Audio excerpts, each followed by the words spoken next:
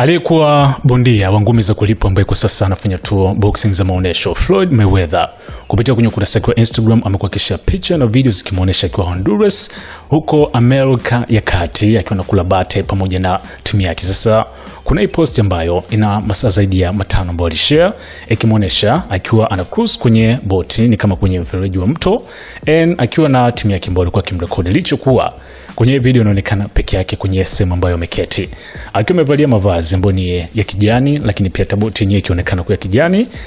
Kwenye hii safari sasa ya majini akiwa anazungumza kuvutiwa na mazingira na kadhalika. Wimbo ambao unasikika hapo ni wasanii kutokea nchini Kenya wanaitwa Matata, ni kundi la kimuziki.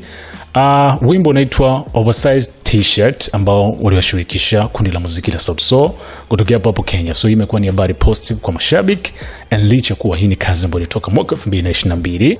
Hii ina maana kuwa kila ambacho unakifanya hasa upande wa muziki hujui ni nani ambaye anasikiza ama kufuatilia. Sasa video sika inamuonesha Floyd Mayweather akiwa ameketi huko boti kwa safarini na akiwa na cruise, huku akitikisa kichwa kuonesha kuwa anafurahishwa na wimbo husika wa wasanii kutokea Kenya.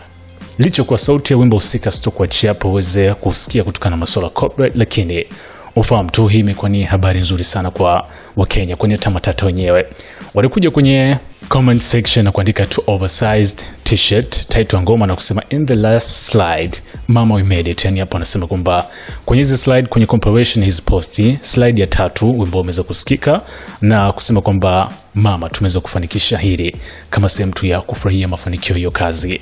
Kama ambavyo unafahamu, kumwona star mkubwa kama Floyd Mayweather kuitumia kazi kama ilicho kwamba unakuta ina maarufu, basi unakuwa ni mwanzo kuweza kutafuta upande wa Shazam, lakini pia kuongeza namba kwenye maduka ya kimuziki ya wasanii husika. So huenda huu ukawa ni ukurasa mwingine wa Matata na hii kolabo na Sauti Sol. Tusubiri. Hii hapa ni SNS Management.